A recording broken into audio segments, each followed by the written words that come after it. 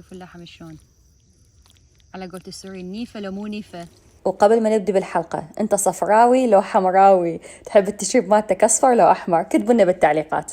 مرحبا، شلونكم؟ ان شاء الله يا رب كلكم زينين وبخير. اليوم احنا جاي على بالنا انه احنا نقعد نرتاح ونتونس بالبيج، يعني على البحر.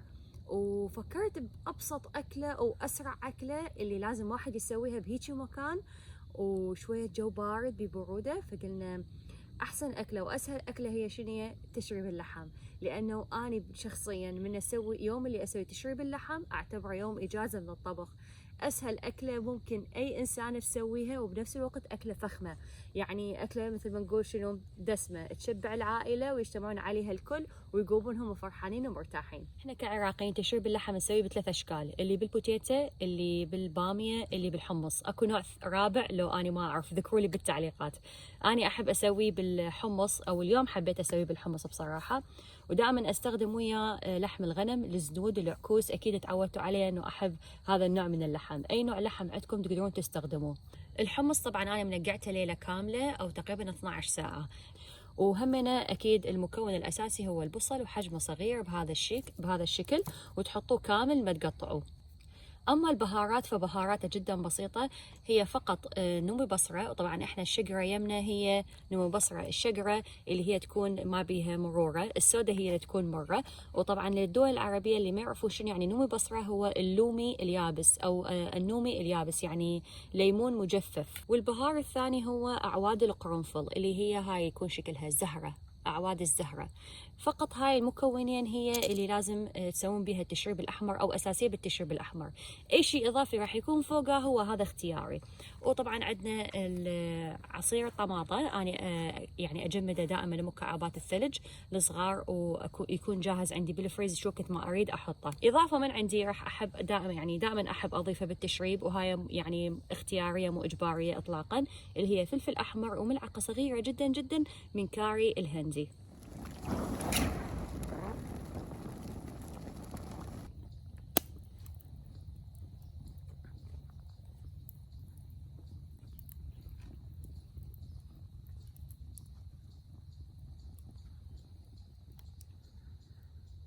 بعد ما الجدرية شوية حمد، الدخان خينقني والله.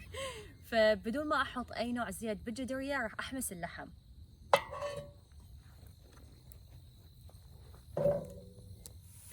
عندي هواية متابعين مرات يكتبوا لي تعليقات يحسسوني ان هم جدا جدا يعرفوني ومتابعيني. فانا اليوم امتحاني الكم، راح اكون انا المعلمة بما انه بدت المدارس. فاليوم الامتحان راح يكون لكم. اي نعم، يلا بسرعة، اوراق واقلام، بس الاوراق والاقلام والمساحات على الرحلة. يلا السؤال الاول. اسم المحل الامريكي اللي احب دائما اسوق من عنده. 1 2 راح اعدل 10.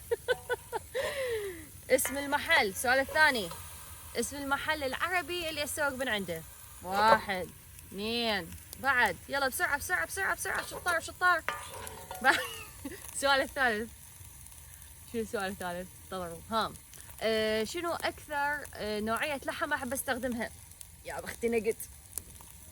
يلا بسرعة جاوبوا. يلا كافي، اليوم 3 أسئلة. بعدين على الفيديو الجاي نسوي امتحان له.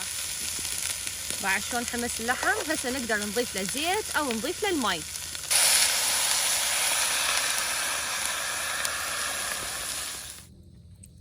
هسه الزفرة مال اللحم طلعت، راح اشيلها وراح اضيف فوقها الحمص. بس طبعا اللحم مالتنا مو زنخ، فما يحتاج احنا نبدل الماي ونذبه. مو تروحون تذبون الماي مال اللحم، راحت ام المونه مال اللحم. هو شنو ولا عد مونه اللحم؟ هي بالماي، اللحم هو الياف. وهسه اجى دور الحمص.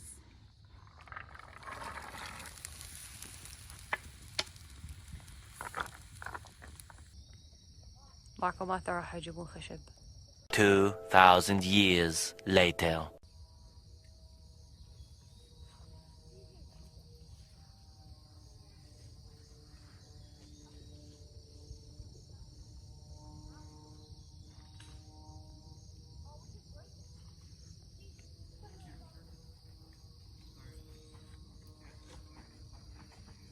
غالي وغالي. انا اخوي جبنا خشب، نحن جبنا خشب من الغابة. هاي الغابة طبعا مليان خشب مليان. هسه نقص الخشب. ما نجرب. خلي ماك يجرب. اوه شيء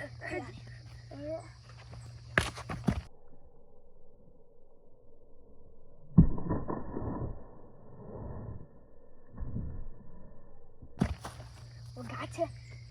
وقع شوية. Tomorrow. الله عافية عليك. كلاها كلاها. هاي راح تنكسر. نحتاج نكسر. هاي هنا انا عارفة. Good job kids. طبعا النوم بصرة مو تعضوها بسنونكم. شو نسوي؟ نجي نسوي هيجي بالسكينة. وبالنسبة للقرنفل إذا ما تحبون يكون يعني هيجي مطشر بالمرقة، يا أما تحطوه بشاش خاص مال الطبخ، يا أما تحطوه بهاي مال الشاي همينة. طبعا هاي تتحمل الغليان، فعادي بس حطوه هيجي بالجدر راح يذب المونة مالته، وبنفس الوقت ما راح يفرفر على المرقة كليتها، وكل ما تاكلون لقمة راح يطلع لكم إياها قرنفلاية.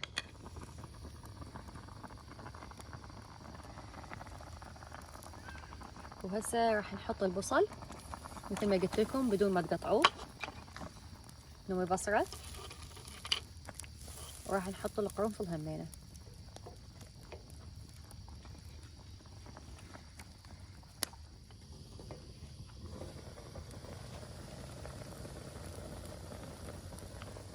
الريحة بدأت تطلع خبل.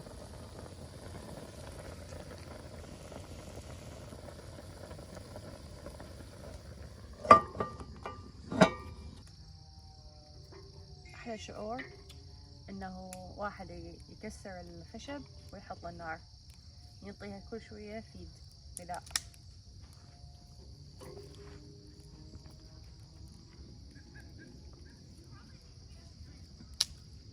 أعطيني نايا وغني.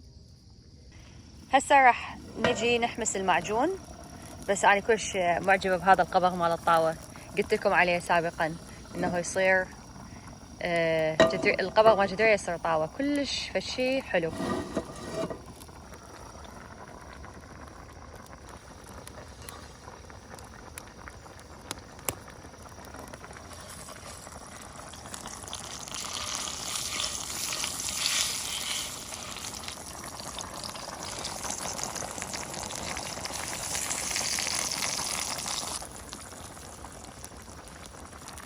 هسه عندي الملعقة الصغيرونة مال كاري ويا الفلفل الأحمر راح أضيفها فوق المعجون. وآخر شي عندي الطماطة المجمدة اللي قلت لكم عليها، معصور عصير طماطة.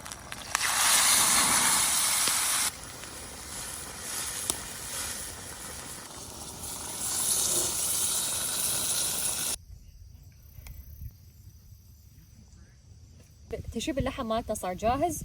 راح اشيل اللحم على جهه على مود اجيب الخبز احطه ببطن الجدريه حتى الخبز يتشرب كل المي مال التشريب.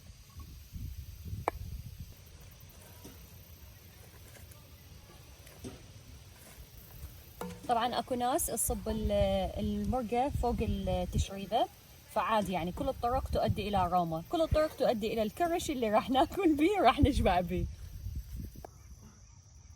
يابا صار اكلنا جاهز. شوفوا شلون تشريب غالي وغالي. بس باوع لي الحمص شلون مايع. تفضل عزيزي المخرج. خبل.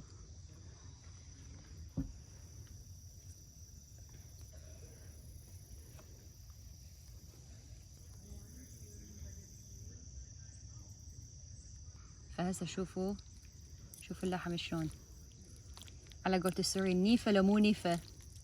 بس تفضل لي عزيزي المشاهد والمخرج شلونه مايع فخته مبرتخ شلونه يخبل. وهسه المشاهد شو يسوي؟ يحط له لحمايه ويحط له خبزايه زين، ويحط له كم حمصايه همينه، ويعصر له نوم بصره فوقها غالي وغالي. اكو همينه ليمون، ها اللي يحب ليمون فوقها همينه، وفد بصلايه خضراء وياها. يتفضل عزيزي المخرج يصعد لي بالكاميرا.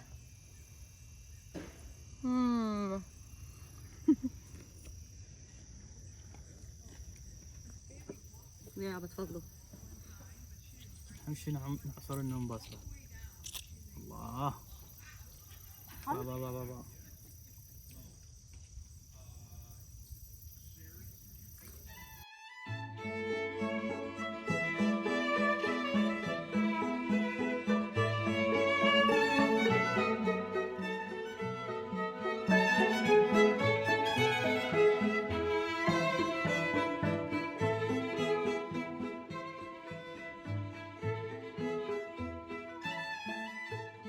وبعد كل تشريب لازم اكو شاي.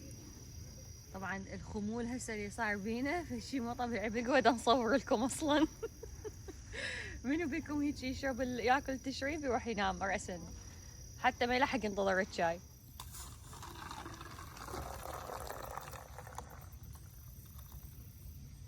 يعني أنا ما أسوي قياسات بس ما أعرف ليش طلعت 4 أكواب بالضبط. Let's go back to that little place where we used to go in the summer days.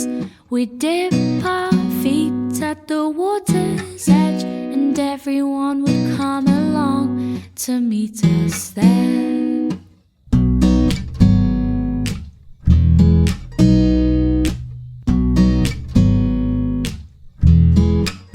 We'll have a competition to see who can trap for longer, 'cause every year my body's getting stronger. We can swim all day and dance into the night, but we're not coming home till the moon